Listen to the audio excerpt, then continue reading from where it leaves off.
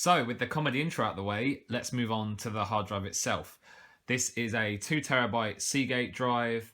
It plugs straight into a USB port, doesn't require any external power, which is fantastic. And what we're going to do is open the box.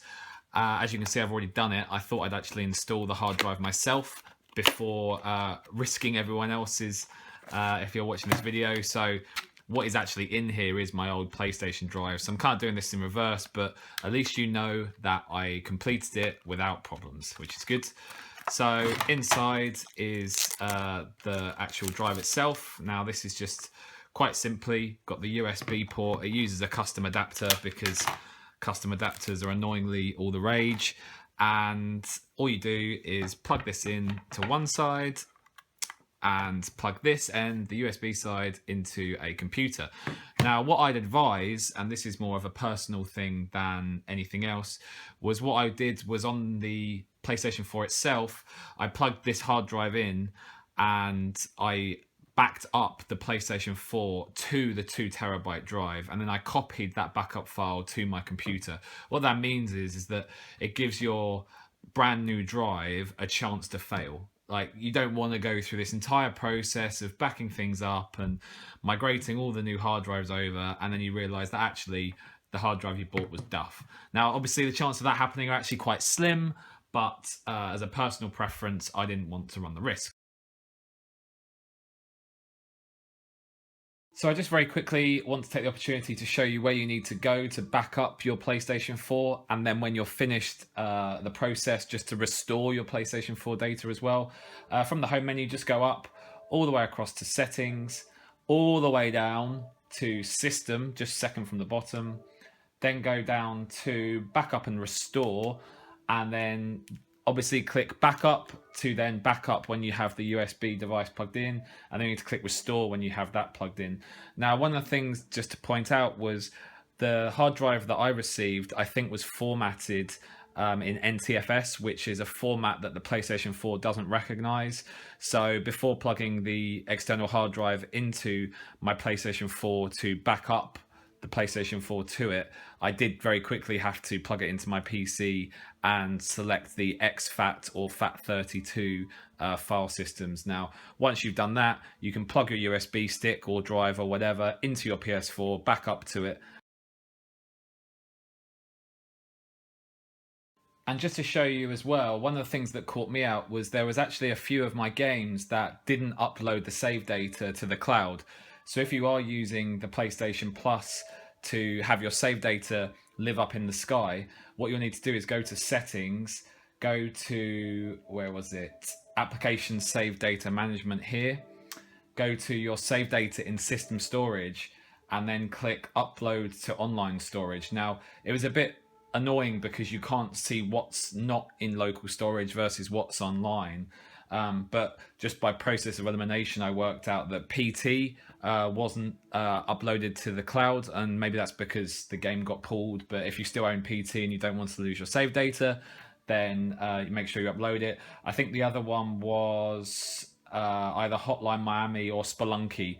One of those two as well hadn't uploaded. So do be sure just to grab those, because otherwise you might install your new hard drive, and if something goes wrong or whatever, you definitely don't want to lose your save data.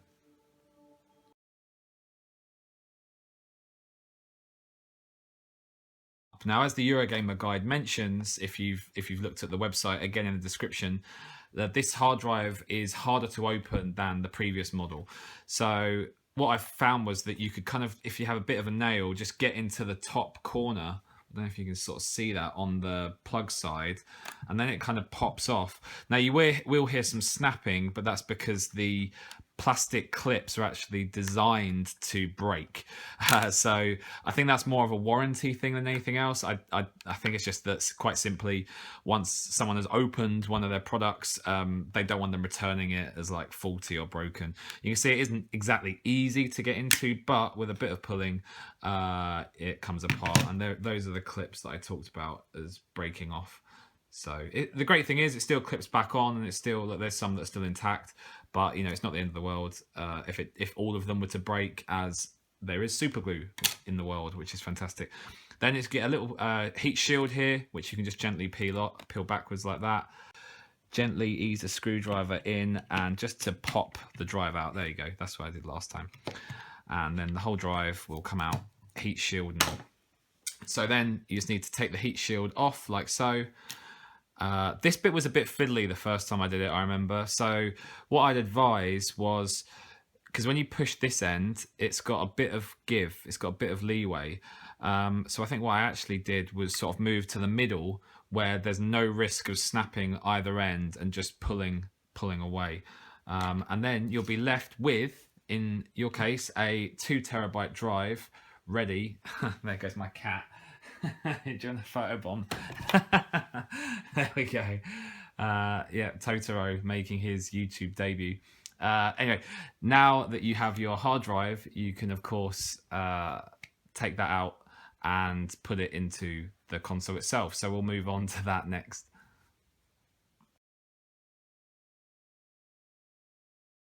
So moving on to actually putting the hard drive into the PlayStation itself. Lucky for everyone, Sony have made this incredibly easy. It really is just a simple swap over with only one screw. So what you do is, I'm actually going to turn it sideways, because you actually just push this bit away and it will make a little click to sort of signify that you've done it. It's actually quite easy. You just have to be careful that when you actually push it away, it goes horizontally to this point, and it won't go any further horizontally. You have to then lift and then just pull it away. So please don't push, because you could, I guess you could end up breaking it. So just a little pop and then up, and it will lift off. And I'm going to spin it back round towards me for this next bit.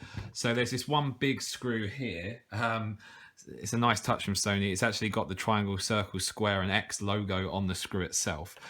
So it's very, very clear which one you need. Give it a little twist and she'll pop off, and there's the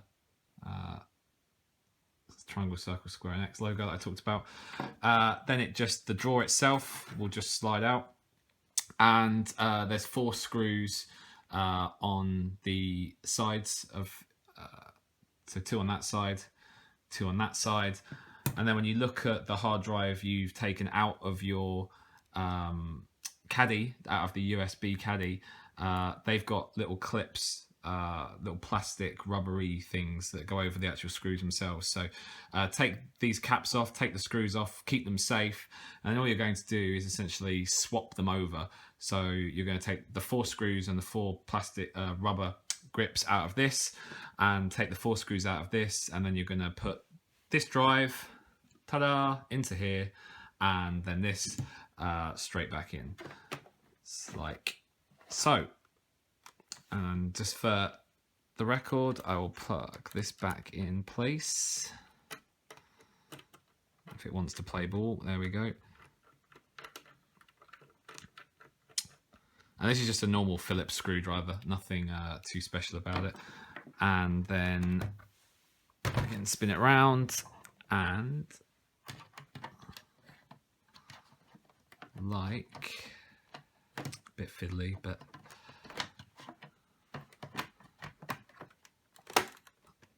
a very reassuring click, just to show you that everything is in place. And there is the new 2 terabyte PlayStation 4.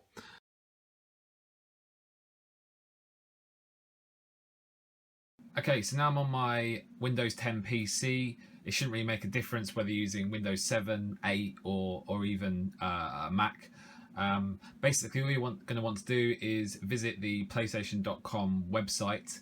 And again, I'll put the link in the description at the bottom.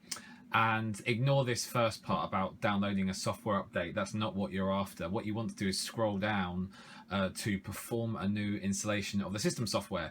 And this is a much bigger file. So if you end up downloading a 300 megabyte file, that's not enough. You'll know you've got the right one when you click on download now. and it says above this actually, this procedure is for initializing your PS4 system and performing a new installation of the system software, such as when you replace the hard disk drive, which is exactly what we're doing, which is cool. So click download. It'll be around 700, 800 megabytes, something like that. And then once it's downloaded, you can open up your USB stick, which is what I've already done over here on the left. If your USB stick isn't formatted in FAT32 or exFAT, I suggest you format it first, obviously making sure there's nothing precious on it. Any other format and the PlayStation won't read it. And what you need to do is create one folder called PS4. I wonder if I can make that big. There you go, PS4. Inside of that, have another folder called Update. And then inside of that, you're going to want to paste the PS4 update file. And then once you've done that, you go back down to your PlayStation 4 or up, wherever it is in the house. In my case, it's downstairs. And you're going to plug the USB stick into the PS4 and it's going to restore from the firmware. I guess, you know, this is really the only step that's a bit of a faff. It would have been nice if perhaps the PlayStation had, you know, a gigabyte of flash memory where it always had the firmware installed. But given how good a job Sony have done on the whole hard drive swap process, it's actually quite hard to complain. So, you know, maybe if they do a future revision where a gigabyte of flash doesn't cost too much, that would be cool to have. But for now, you'll have to get your trusty USB sticks out and do a bit of copy and pasting. So yeah, on to the next step. From the home menu, just go up all the way across to settings, all the way down to system, just second from the bottom. Then go down to backup and restore, and then you need to click restore when you have that plugged in. So now we return to the USB caddy that we disassembled earlier. You can see I've got the hard drive that used to be in my PlayStation 4. That's a 512 meg hard drive, USB cable, the little plug that goes in the end, the heat shield, and then the two plastic bits of casing. So this part is really easy. You take this adapter that goes in the top and really just make sure that it lines up nicely. And again, I'd advise to kind of push in the middle part because then there's less stress on this sort of fragile end. But that went on quite smoothly. Then this bit, the important heat shield, make sure you do put this on because hard drives do need to get rid of their heat to be used efficiently. So that kind of goes on like so. I should also mention that I've put the rubber grips back in place along with the screws underneath. This will then slide in like so. It kind of goes, I don't know if you can see that, it kind of has to go at an angle so that you get the connector in place, and then it just gently slides down until it kind of rests. It's pretty firm actually, like it's very hard to shake out. And then finally, I think if I remember correctly, the light, this little see-through bit, goes in the top left corner. So as I was saying earlier, it clips back on really neatly, even though a whole bunch of clips are bust, like that's not coming loose. And then you're left with a 512 megabyte drive. Now I decided to use this for my Xbox One, you know, with Fallout just coming out, as well as the new Tomb Raider and of course Halo 5. I just needed loads more space because my Xbox One was just running out. So here's my Xbox One. Here is my brand new hard drive. And what's great is if I move it a little closer to the camera, like so, there's two USBs on the back, and then you can just plug it in. Obviously, please don't put it on the fan. That's not good for the console or the hard drive itself. But if you put it to one side or behind, then people will be none the wiser that you now own a 1 terabyte Xbox One. Thanks very much for watching. Shout out to Eurogamer because obviously they wrote the original walkthrough for this. And I really hope you guys enjoy your 1 terabyte Xbox Ones and your 2 terabyte PS4s as much as I am. Thanks a lot.